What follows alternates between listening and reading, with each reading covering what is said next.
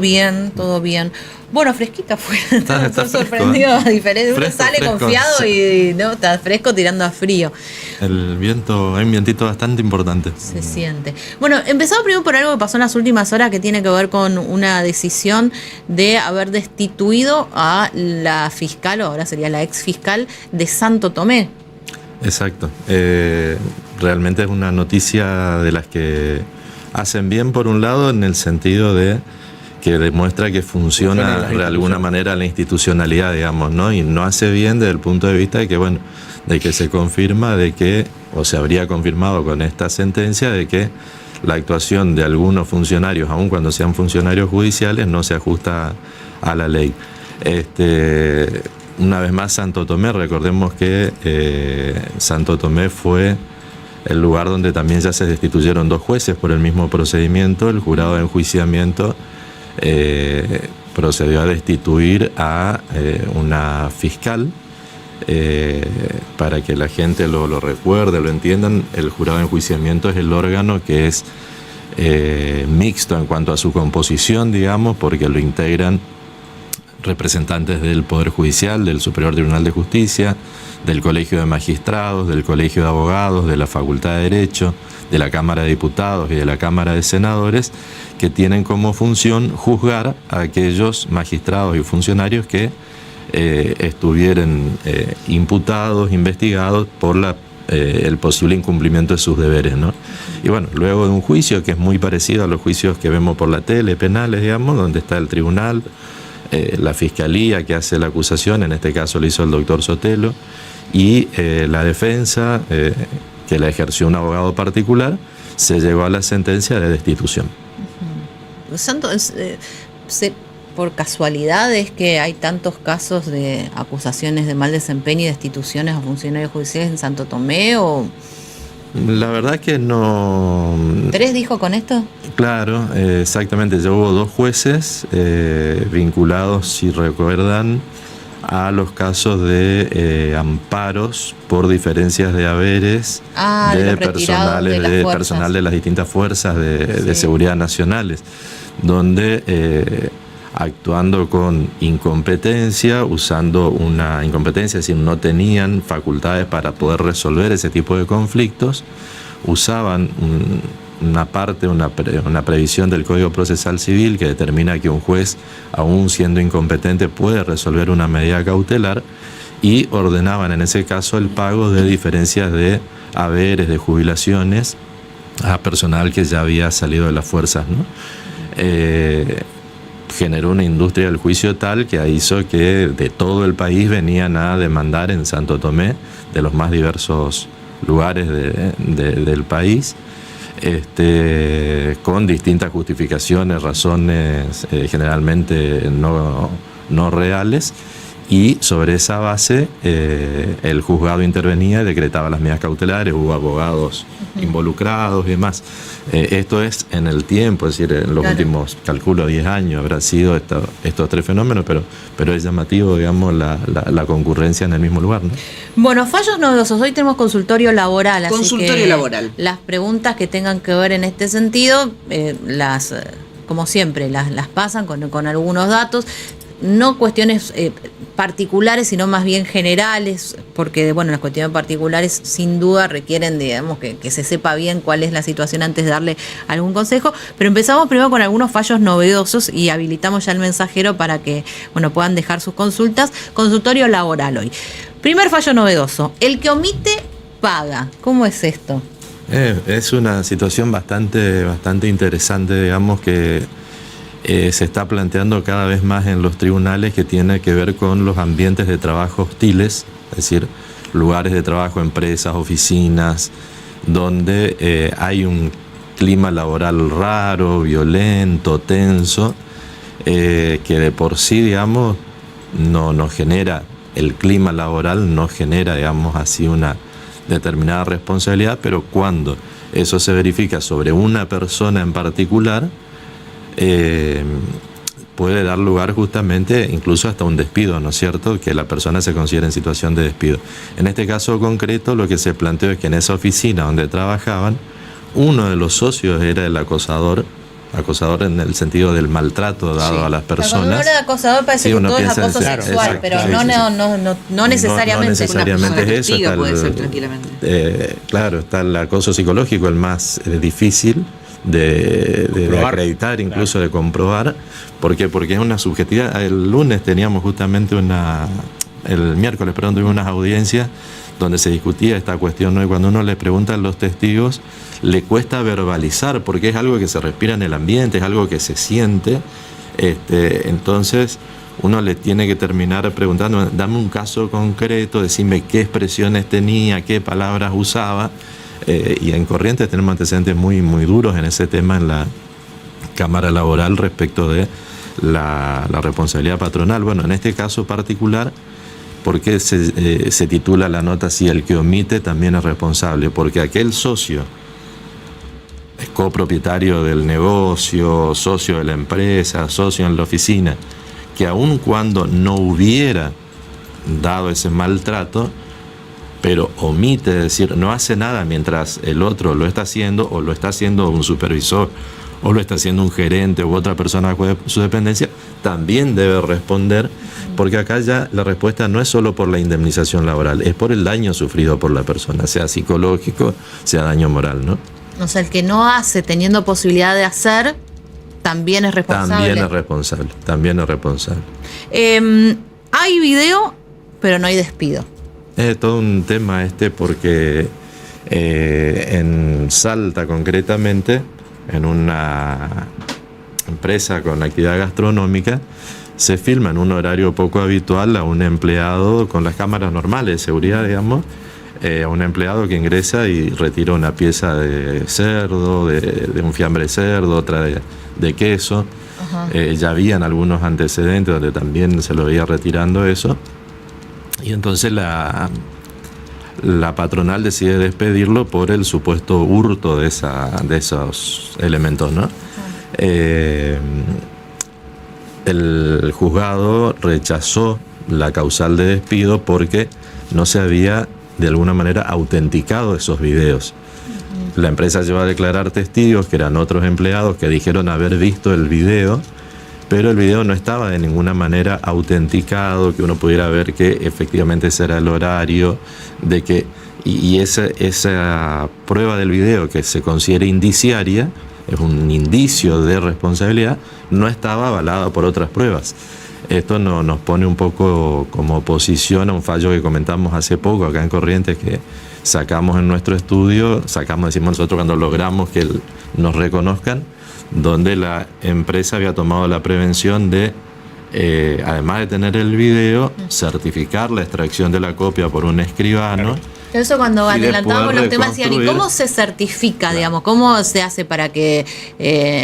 Porque por ahí decíamos que tienen que ser las cámaras homologadas, esas como las de tránsito o un escribano. ¿Cómo sería una manera de certificar? Una manera de certificar es la intervención notarial, esa es la más práctica. Lo que pasa es que por ahí tiene un costo bastante importante para un pyme estar afrontando, además del riesgo del despido, 100, 120 mil, 80 mil pesos, 150 mil, dependiendo de lo que cobre el escribano, de un acta notarial, es un número que lo tiene que pensar.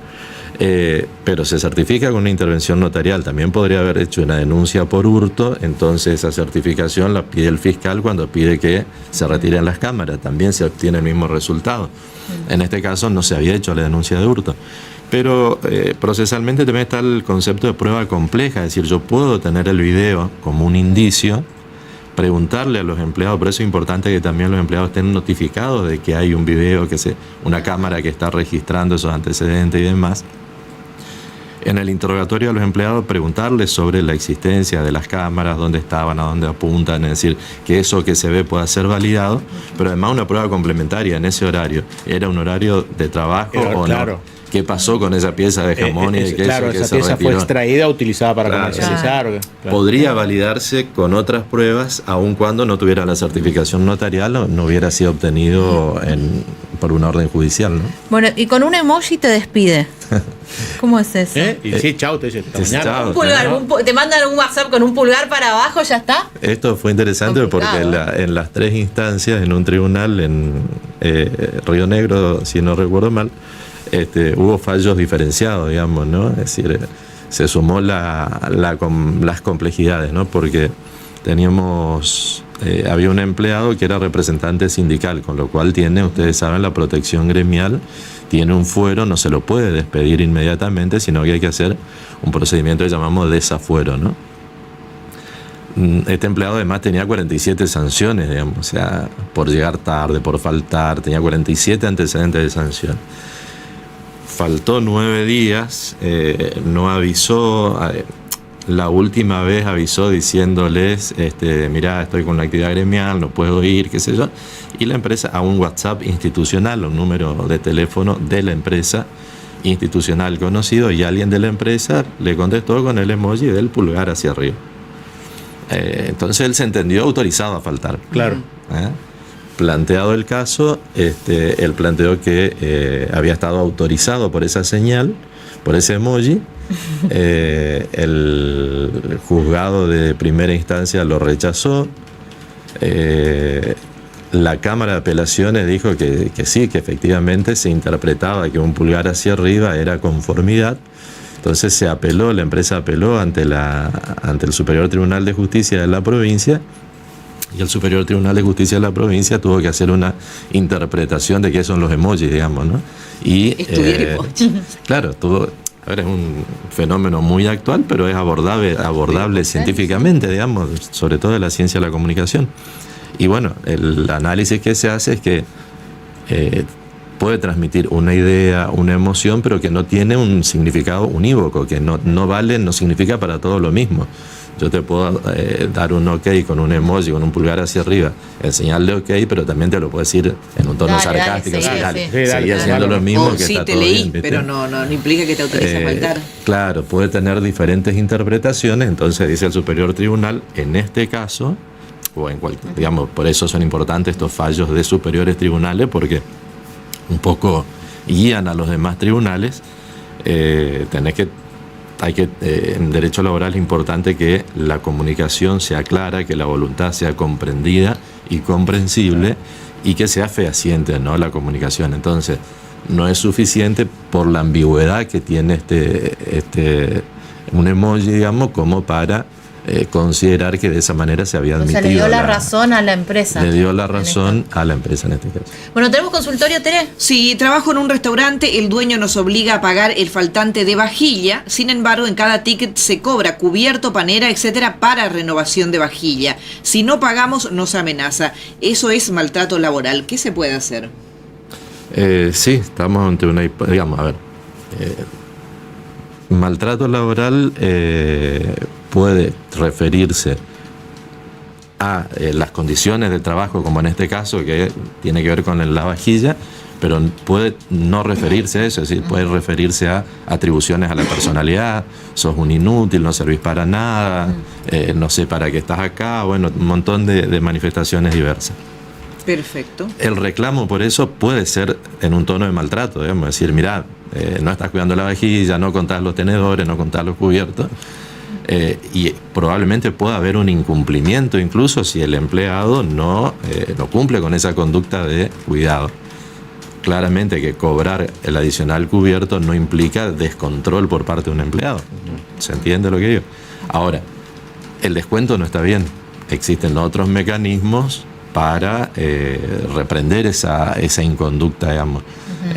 No se le puede descontar al empleado por lo menos de manera intempestiva, como aparentemente sugieren, ¿no? 8.000 pesos dice que le cobran por eso. El consorcio tiene... La vajilla ya viene con la comida arriba, pues.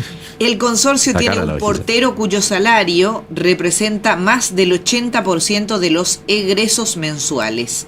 ¿Puede el consorcio cerrar el cargo considerando que está sistemáticamente y por más de 2 años en déficit financiero y no se logran atender siquiera cuestiones de salud y seguridad del edificio? Qué tema. Qué lindo tema ese. O sea, si el edificio puede decir no quiero tener más portero porque no me alcanza para pagar. Claro, con las porque despensas. El 80% de los egresos representan el sueldo. Gasta mucho y no puedo mantener el edificio. Claro, bueno, el tema de los consorcios no es fácil. Nosotros en el estudio asesoramos a varios. No es fácil porque no hay una cultura del consorcio en la Argentina y en Corrientes en particular. Es lindo tener departamento por las ventajas que tiene, pero a la hora de pagar las expensas a nadie le gusta porque uno lo ve como un intangible de alguna manera, ¿no? Como un gasto y no como lo que es. El consorcio tiene una personalidad jurídica distinta de la de los integrantes, digamos así, de cada uno de los propietarios, y como tal es empleador. Estamos hablando de los casos donde el consorcio contrata al personal. No cuando contrata una empresa, que también se usa mucho de seguridad o de limpieza y demás. ¿Qué sucede? En esta actividad realmente la escala salarial es muy alta.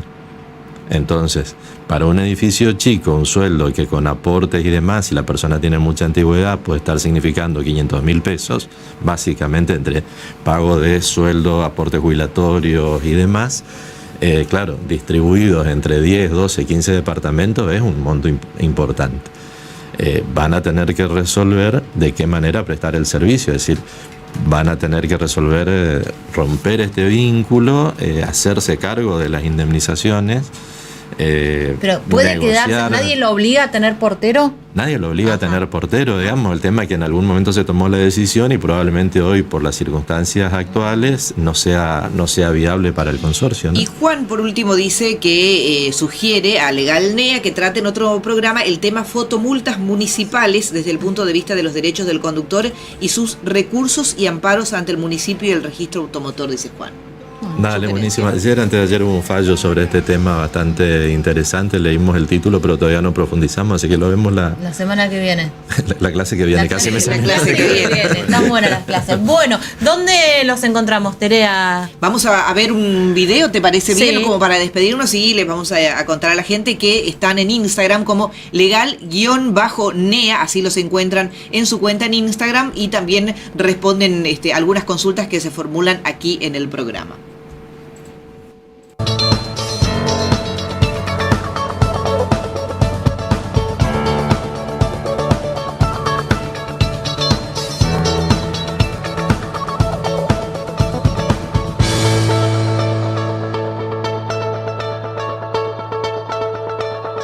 Transmite LT7, Radio Provincia de Corrientes.